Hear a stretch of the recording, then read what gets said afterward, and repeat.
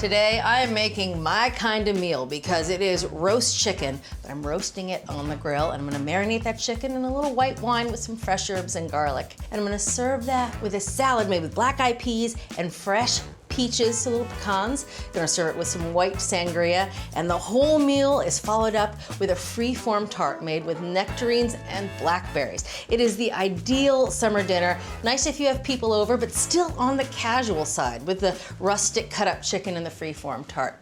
So to get started, we're gonna make the sangria because it has to sit in the fridge for at least 2 hours. So here I have an orange and a lemon. And the first thing I'm gonna do is slice off the ends.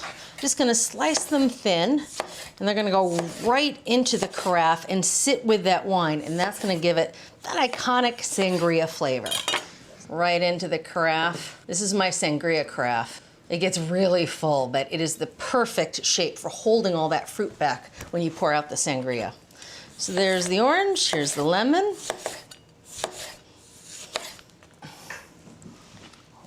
I love seeing all that juice come out of the fruit. Now to this, we're just gonna add a little bit of sugar, just a 1/4 cup, right into the carafe. Now using the handle of a long spoon, I'm gonna go in there. I don't wanna beat this fruit up too much. I just wanna release some of the juices. You can see the juices starting to fill in the bottom of the carafe. That is perfect. That's what you're looking for. All right, that's good enough. Now, little bit of triple sec. In this house, we use Grand Marnier. You just want an orange flavored liqueur. Just 2 tablespoons right into the pitcher. Next up, some fresh orange juice. Juice it right into the carafe. Oh yeah. Perfect. Last but not least, the wine. When choosing a white wine for white sangria, you want to choose something with some body, but you don't want it too oaky because that oak flavor will take over. It won't let the fruit shine through, which is the point of a good sangria. So I like using an unoaked Chardonnay. You don't want to use one that's too expensive because you're mixing in all this fruit and sugar and Grand Marnier. So choose one in the $10 range. I told you this is my favorite carafe for sangria. It goes right to the top. All right. Using the handleless spoon, just gonna give it a quick stir. All right, into the fridge this goes. Again, at least 2 hours, but up to 8 hours. Then we're gonna clean up a little bit and make the tart. Now we're gonna make a free-form fruit galette, which is one of my favorite desserts because it's rustic, it's easy, but the flavor is really impressive. It all starts with using a good dough. Don't use anything from the supermarket, make it yourself. It's easy to make, and actually you can make them in bulk at the beginning of the summer, store them in the freezer, and then just pull them out whenever the fruit looks good. To make this dough, I combined 1½ cups of all-purpose flour and ½ teaspoon salt in the food processor. Then I sprinkled 10 tablespoons of unsalted butter that was chilled and cut into smaller pieces over the top of the flour and pulsed it in until the mixture resembled coarse crumbs. Then I dumped the whole thing into a big bowl, added about 6 tablespoons of water, and pushed it together into a dough using a spatula. Then shaped the whole thing into a round, wrapped it in plastic, and chilled it in the fridge for about an hour. All right, so this dough has been sitting out for a few minutes to make it a bit more malleable and easy to roll out. And I like rolling the dough out on a sheet of parchment paper. I'm actually gonna bake the tart right on the parchment. Once it's on the parchment, it's really easy to move around. So putting a little flour on the parchment, a little flour on top. The flour, if you think about it, just acts like ball bearings, making it really easy to roll out the dough without sticking. Look how easy this dough is to roll out. It is just a dream. Now you don't have to roll it out too big, only about 12 inches. And it doesn't have to be perfect. That's another reason I like this dessert. All right, that's pretty good. I know that's 12 inches because I make it all the time, and it overhangs the parchment ever so slightly. All right, so now using the parchment, I'm gonna slide the dough right onto the rim baking sheet. All right, so fruit for today, nectarines and blackberries, but you could use plums, you could use peaches, any stone fruit and any berry combination will work here. So you need 1 pound of stone fruit and a cup of berries. Now I'm just gonna take the pits out, and to do that, I like cutting across the nectarine equator, and then you can twist it open, and then the pit sticks up, so you can easily just pop it out with your fingers. Works really well with peaches too. All right, so I'm just gonna cut them into wedges that are about 1/2 inch thick, thereabouts. All right, these are gonna go into a nice big mixing bowl. To the nectarines, we're gonna add some blackberries. This is a cup of blackberries that I washed already. Now this fruit really doesn't need much embellishment, just a little sugar to bring out the sweetness.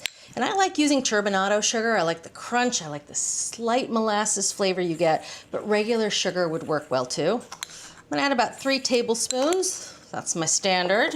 I'm also gonna add a little vanilla. You can use vanilla extract, but vanilla bean paste I think works really well here because it's more of a gel, more of a solid, so it doesn't add any liquid into the filling. So I'm gonna add about half a teaspoon. There we go. And that's it. Just gonna toss this around a little bit. Oh yeah.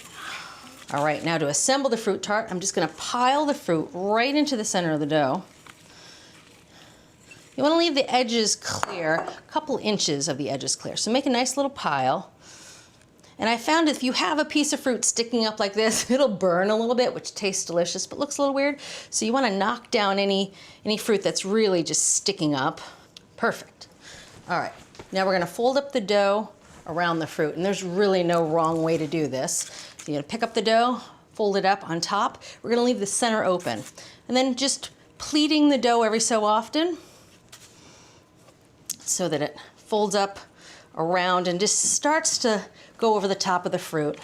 But by leaving the center open, you let all that moisture evaporate so the dough doesn't get too soggy. Perfect. So a galette like this does have a tendency to leak, which is no big deal. But one way to prevent that is to press the dough together right at the corner, right where the sides of the dough meet the bottoms. Push that together. It just makes the dough a little sturdier right at that breaking point, that side. That's the weakest part of the whole tart. Just help trap in some of those juices.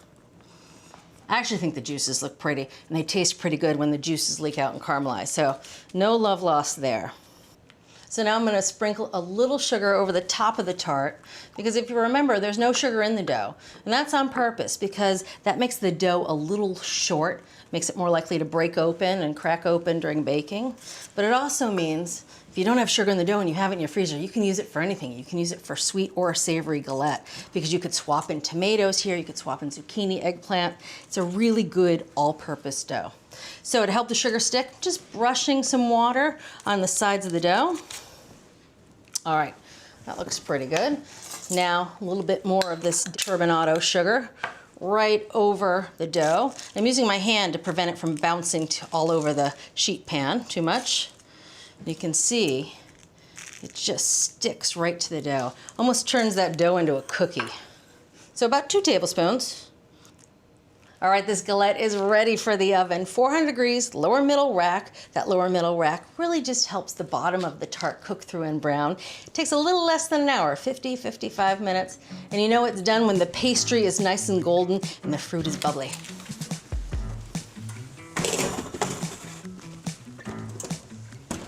Love our in-depth reviews? Get the latest from our reviews team delivered straight to your inbox. Our well-equipped cook newsletter provides top product picks, no-nonsense buying guides, and must-try recipes. No extra fluff, just the smartest ways to shop, save, and cook. Sign up for free now at americastestkitchen.com/newsletter. All right, time to get the chicken ready for the grill. Here I have a whole chicken, 3.5 to 4 pounds, also known as a broiler. And what we're gonna do is we're gonna butterfly it or spatchcock it by cutting out the backbone. And that just means it cooks really evenly on the grill. So to do this, you want a nice sharp pair of poultry shears. And actually, sometimes you can buy them already spatchcocked, which is lovely. But if you do it yourself, you get to keep the backbone. And once you have enough backbones in the freezer, you can make a killer batch of chicken broth. So I like buying them whole and saving the backbones. So using a sharp pair of poultry shears, we're just gonna cut up one side of the backbone and down the other. And these poultry shears just make really quick work of getting through the bones. All right, put this aside for the freezer later. All right, that looks great. Now I'm gonna flip the chicken over and you can see how it lies flat, which is perfect because all the skin's on one side, making it really easy to grill evenly. So you wanna make sure the wings are tucked in the back. That just prevents them from falling down through the grill grates and burning. Now we're just gonna take a metal skewer and you're gonna poke the chicken all over, especially in the fatty parts, which is kind of down here in the legs and on the side of the breasts. This will help the fat run under, but it'll also help that marinade really absorb. Even the wings are the best part. I don't think my family has ever seen the wing on this chicken actually hit the table. I'm always ripping them off in the kitchen. That's pretty good. Into a nice big gallon-sized plastic bag it goes, because this is what we're gonna marinate the chicken in. Now for the white wine marinade, which we're gonna make in the blender. It'll help us chop up a lot of the ingredients. Starting off with 2 cups of white wine. Now you want a nice dry wine. Again, much like the sangria, you want a wine with some body, but you don't want any of that oak flavor. So an unoaked Chardonnay or even a Sauvignon Blanc is perfect. To this, we're gonna add a little bit of olive oil, about 3 tablespoons of olive oil. Okay, there we go. We're also gonna add some fresh lemon juice, again about 3 tablespoons, which is 1 small lemon. I mean, this is the tiniest, cutest lemon ever. So it's gonna have about 3 tablespoons of juice in it. Right into the blender jar. Now for the fresh herbs of parsley and thyme. And I've washed these and I've taken the hardy stems off the parsley. You want about enough so that when they're chopped, it's about 2 tablespoons of each.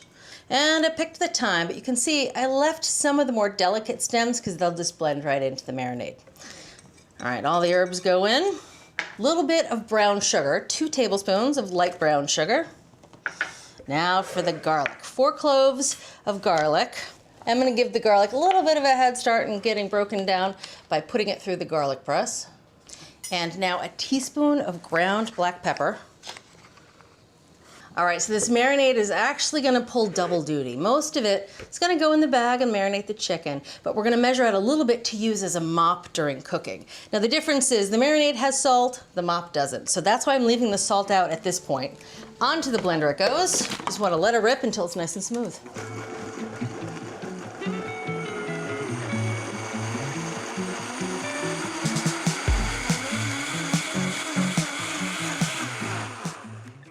All right, that looks pretty good. Yep, nice pale green, which is what it looks like. You can see those parsley and thyme leaves, they didn't have a chance against the blades of this blender. All right, so I'm measuring out 1/4 cup. Again, we're gonna use that out at the grill. Now, to the marinade left behind, we're gonna add the salt. We want 2 tablespoons of table salt, and that's a lot, but we're not gonna marinate the chicken that long, just a couple hours, and that salt is really what helps the flavors work their way into the meat. So, 2 tablespoons of table salt. I'm gonna throw this back on the blender just to get that salt incorporated.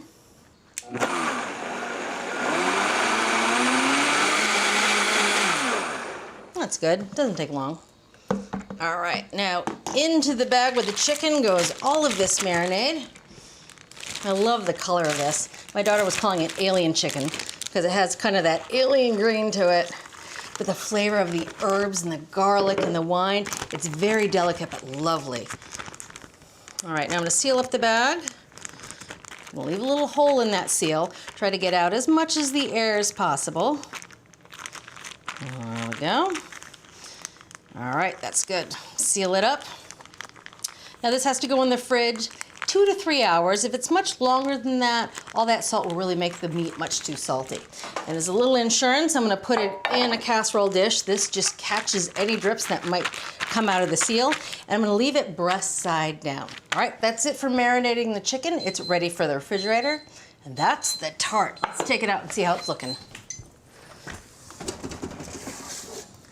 Oh, she's a beauty. Look at that, the crust is gorgeous and golden. Leaked a little bit, that's okay. That happens with freeform fruit tarts, especially when they're really juices. You can see those juices bubbling. All right, we're gonna let this cool on the pan about 10 minutes, let it firm up a bit, and I'm gonna slide it onto a wire rack and let it cool a bit more. You can serve this tart warm or at room temperature. All right, set this aside over here, let it cool. Let's get this chicken into the refrigerator. All right, the grill is good and hot. And by hot, I mean I put the burners on high and I let them heat up for about 15 minutes.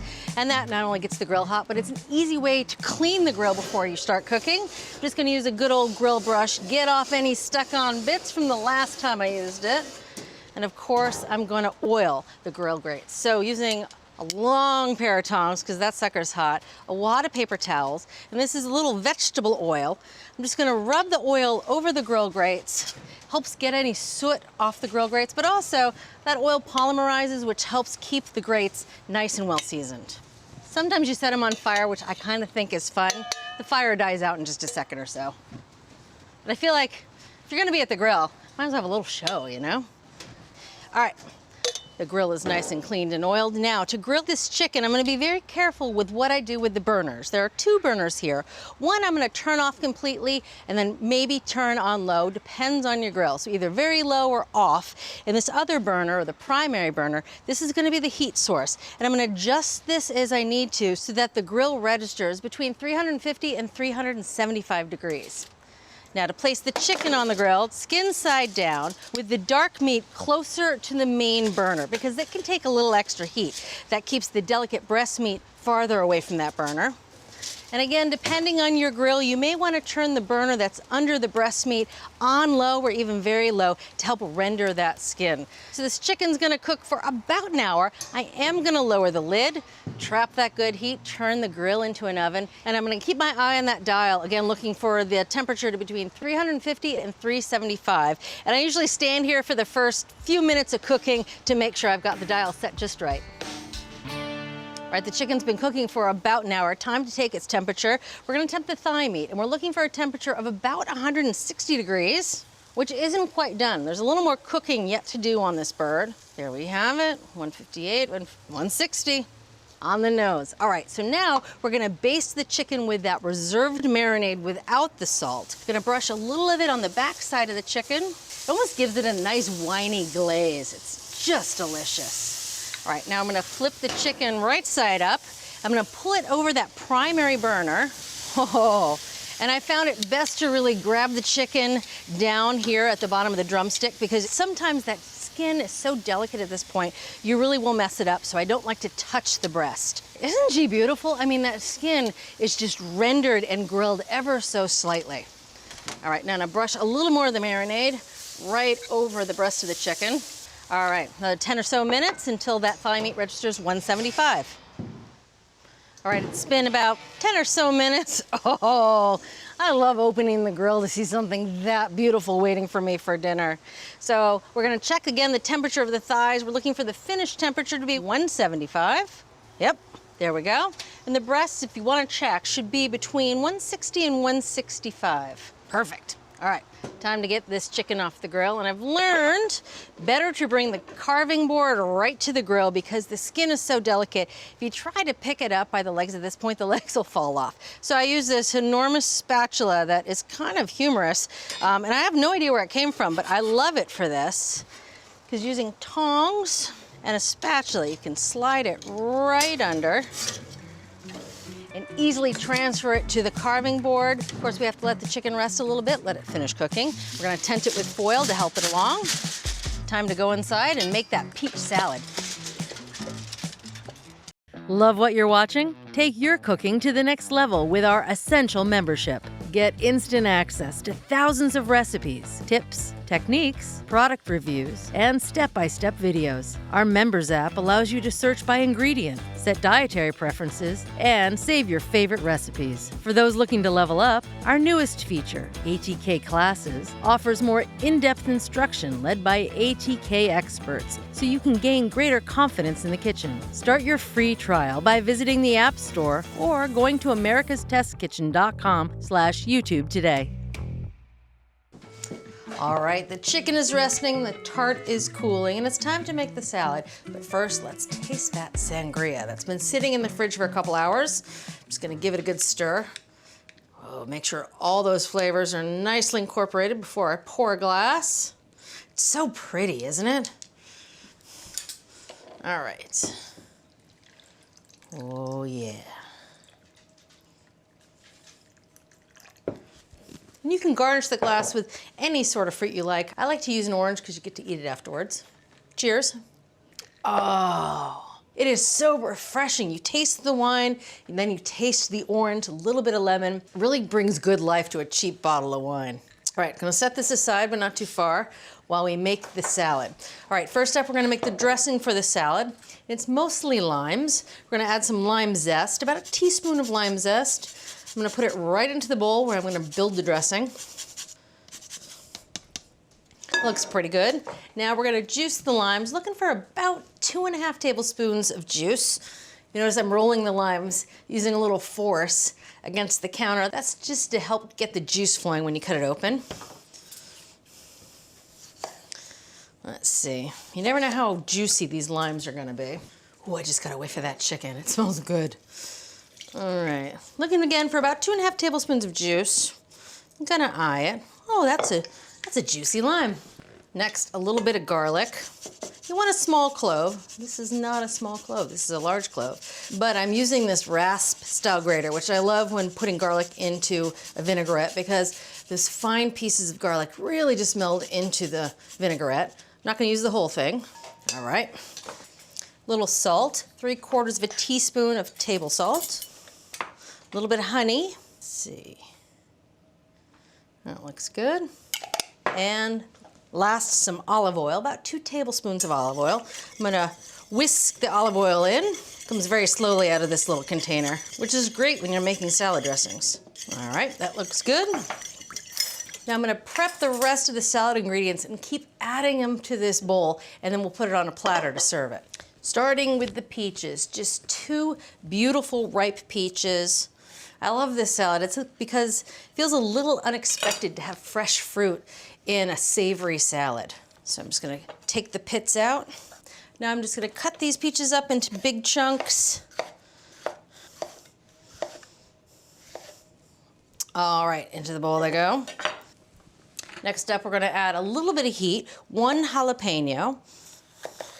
And actually, my family doesn't like it so spicy, so I'm gonna back it off to just half a jalapeno. I'm gonna take out the seeds and the ribs. I'm just gonna chop it real fine.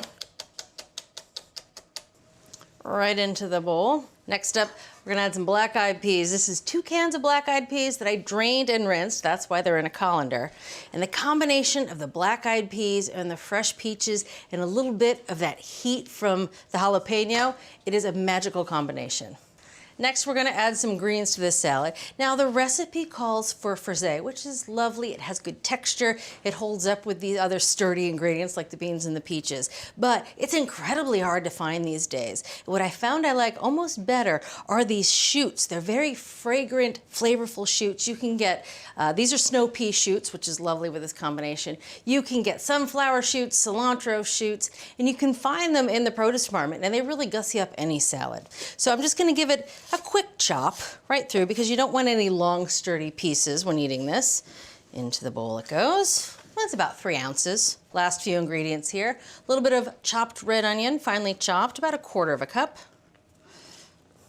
Some toasted pecans. And this makes the salad. I have to say, between the peaches and the black-eyed pea and the pecans, it is such an interesting flavor combination. It doesn't taste like any old salad. It tastes like something special. Last but not least, some fresh basil. And I'm not gonna chop it, I'm just gonna tear it into pieces right into the bowl. I washed this already, obviously. Nice big rustic pieces, tossing all these ingredients together just with a light touch. You want them to be all coated with that vinaigrette in the bottom of the bowl. All right. Now, I like to put this on a platter because I feel like the salad's kind of heavy with the beans and the peaches, and spreading it out just makes the salad last a bit longer. So onto a nice big platter. Plus it's a looker when you spread it out like that. Last but not least, a little salt and pepper. There we go. Salad's done. Now the chicken has rested completely. Time to carve it up. Oh, she's a beauty. She smells delicious. That's another reason why I like putting it right on the carving board out at the grill, because you don't have to move it around. You can just cut right here, you don't make a mess. Time to carve up the bird. And because we took the backbone out, carving it's pretty much a cinch. Oops, a little for the shirt. That's how I roll, especially when I'm at home. So I'm gonna cut off the leg, and really the leg is just held on at this point by a little bit of skin. I'm gonna leave the bones in the chicken. This is kind of a, a casual way to serve chicken.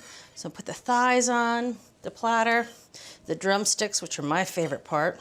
Now you could take the breast meat off the bone and carve it up, but I actually just like leaving the big rustic pieces and leave the wings attached and cutting the breasts in half. That way everyone gets a little white meat, a little dark meat, and 2 lucky people get wings. All right, and all the mess is contained on this board, which you can whisk right away before serving, like this. All right, time to make a plate. First up, a little salad.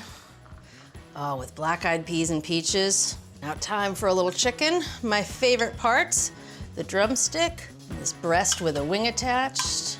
That's the good thing when you're first at the table, you get your favorite pieces. All right, now time for a taste. Drumsticks are the best. Because you don't feel guilty for not using a fork. The lemon. The meat is well seasoned throughout. It's juicy thanks to the marinade. It also just has that little hint of herbs and garlic and white wine. It is just wonderful. Now for the salad. Every time I make this salad, I'm surprised at how interesting it tastes. It never gets old. It always tastes fresh and original. Oh, the flavors all go together. It is such a great warm weather meal. And we have that freeform galette with the nectarines and the blackberries to top it off. All right, it's time to taste the tart. It's cooled nicely. Got a nice big fat wedge for myself. Oh yeah.